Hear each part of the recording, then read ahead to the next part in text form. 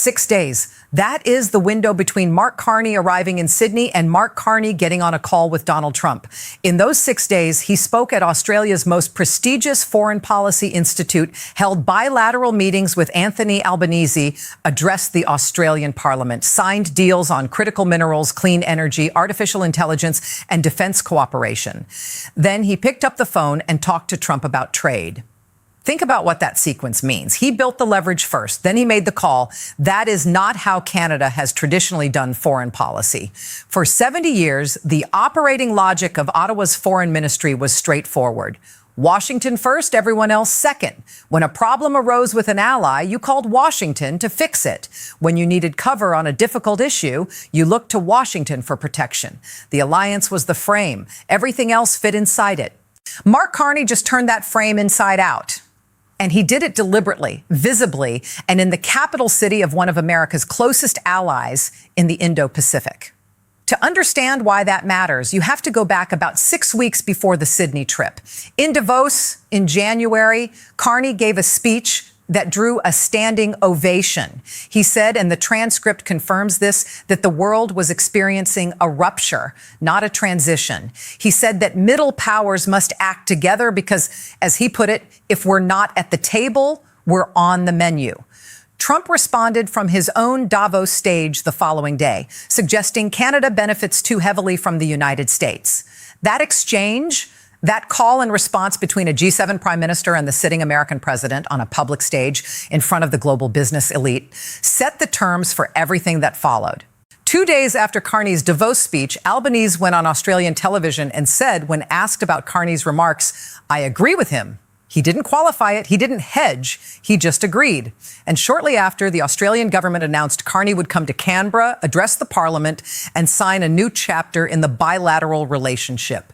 That announcement came within a week of Trump threatening 100% tariffs on Canada if Ottawa proceeded with a trade deal with Beijing. Let that timeline sit for a moment.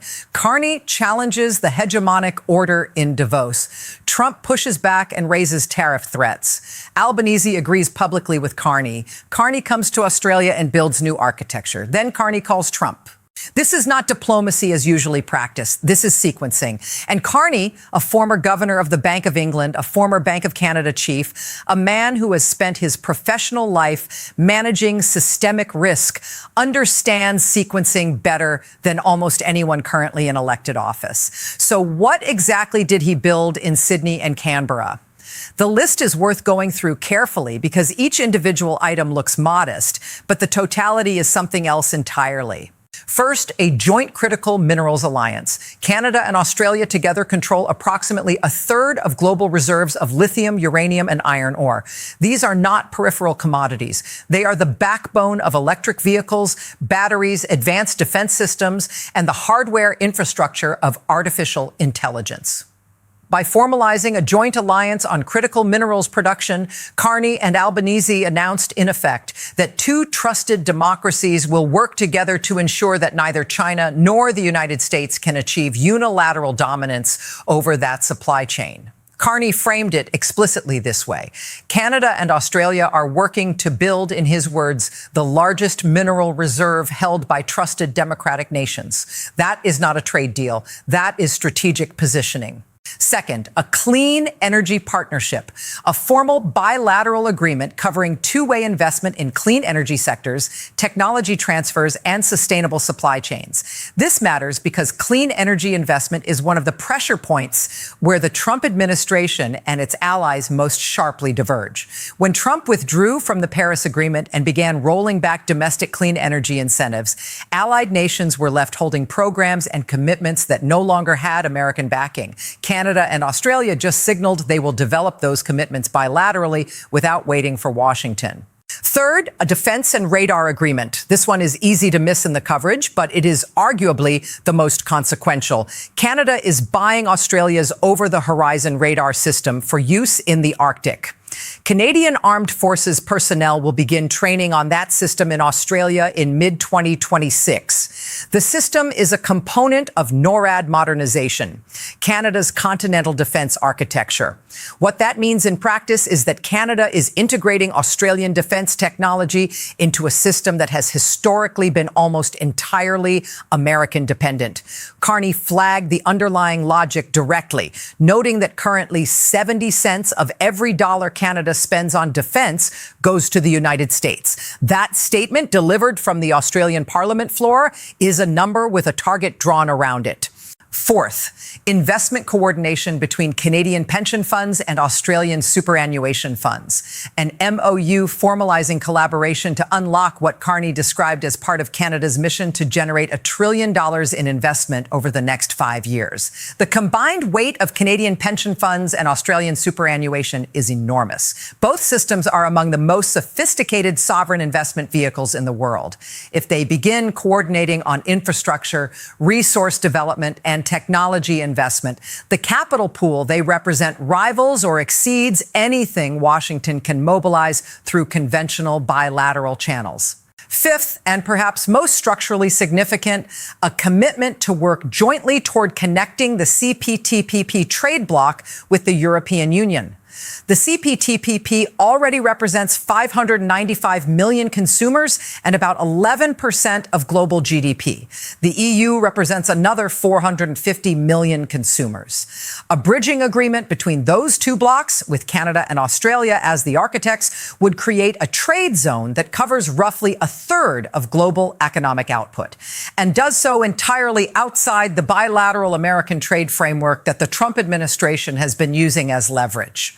Now, here is where it gets genuinely interesting from a strategic analysis perspective.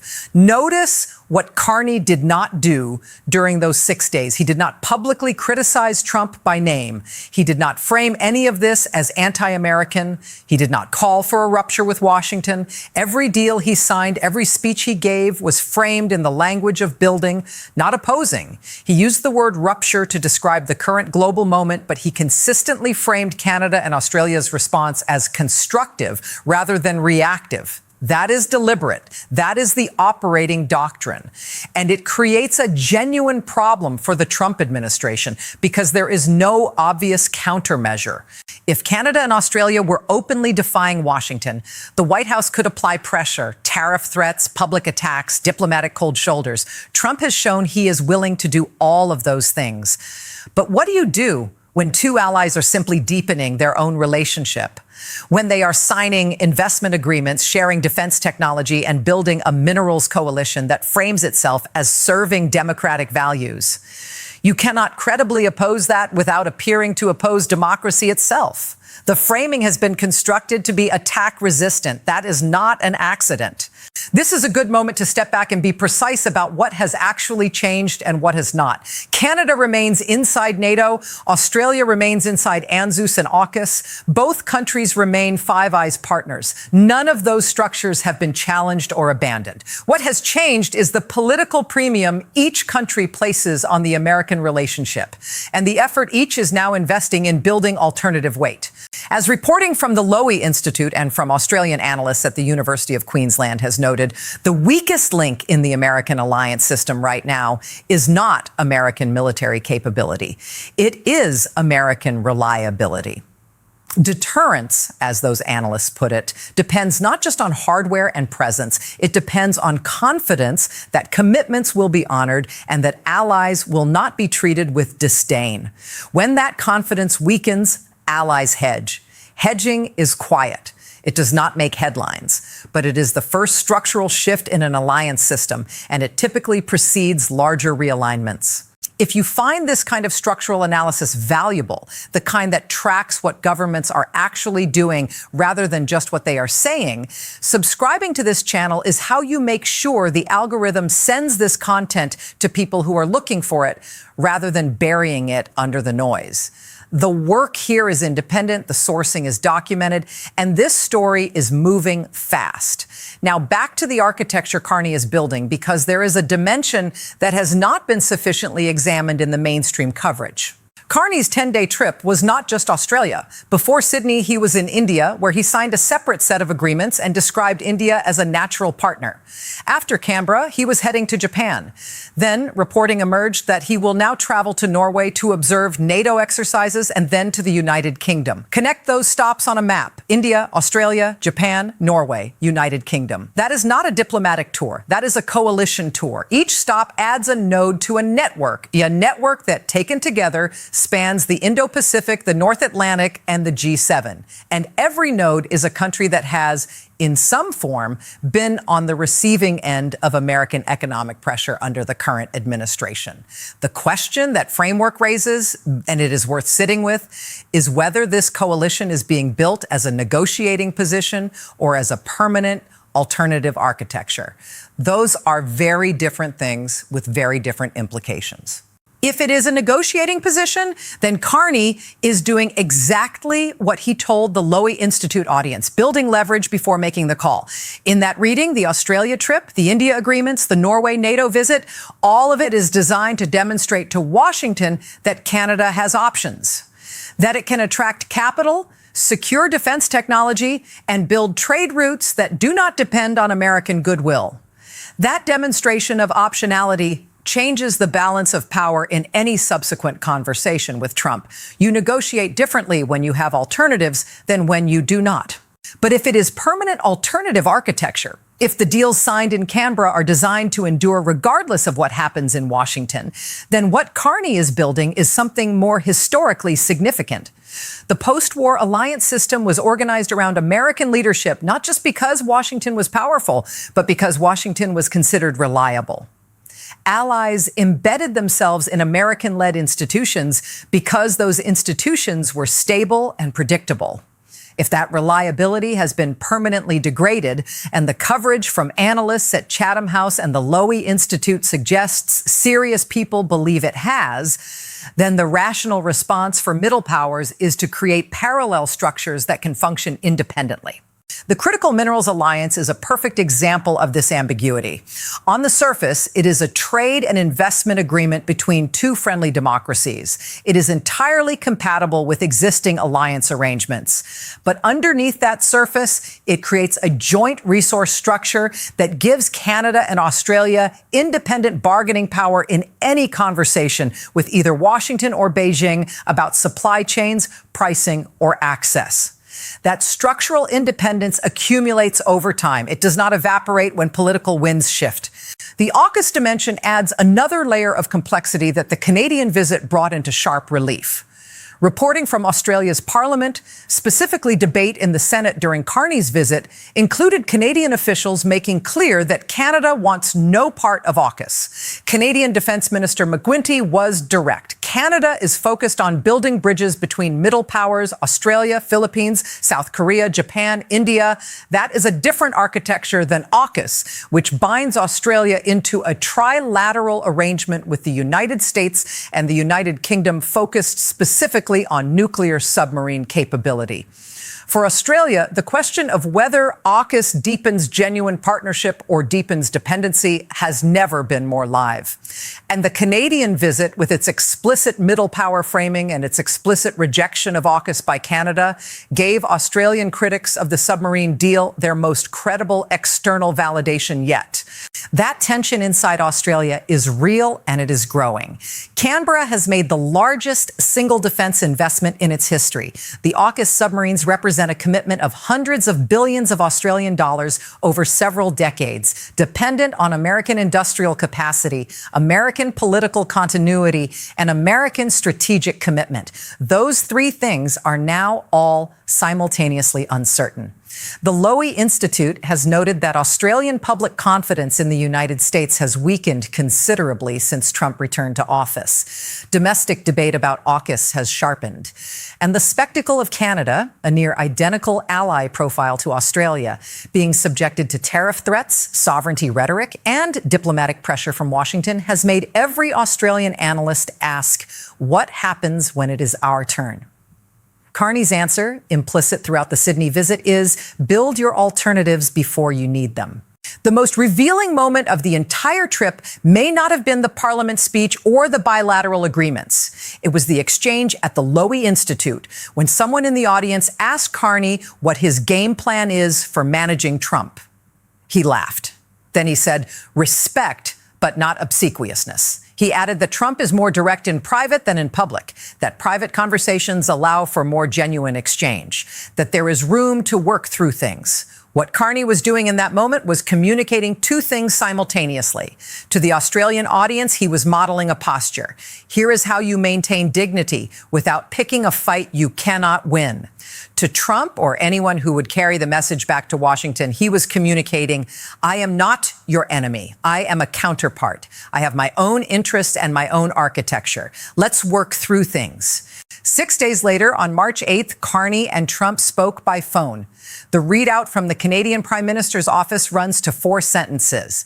Economy, Middle East, trade, agreed to remain in close contact. That is everything and nothing. 4 sentences that tell you the call happened and tell you almost nothing about what was said. But the sequence is the message. Carney spoke to Trump from a position he had not had 6 days earlier. Whether that position changes the outcome of those conversations, that is the variable that the next several months will answer. The Australian elections are coming. If Albanese loses to the opposition, the personal warmth of the Carney-Albanese relationship becomes a diplomatic inheritance rather than a live partnership. Australia's opposition leader, Angus Taylor, is a personal friend of Carney's from their Oxford days together. Carney acknowledged him from the Parliament floor. That relationship may provide continuity regardless of who wins in Canberra. But the structural question remains. Does the new architecture depend on personal chemistry, or has it been institutionalized enough to survive a change of government? That is the stress test that no one is yet talking about, but that everyone watching this story should track. The MOUs, the Minerals Alliance, the radar agreements, those are documented, signed, formal commitments. They have institutional weight. The CPTPP EU bridging project is structural, not personal. Those things are likely to persist regardless of who leads either government. But the political momentum, the willingness to publicly name the hegemons, to describe the global order as broken, to stand in a foreign parliament and tell allies to build their own weight, that political courage is personal and it has consequences that are not yet fully visible.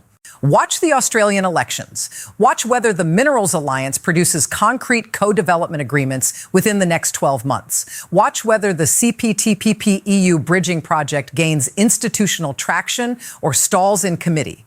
And watch what happens to Canada-US trade talks, because that is the pressure point where all of this architecture gets tested against the original bilateral relationship that it was partly designed to offset.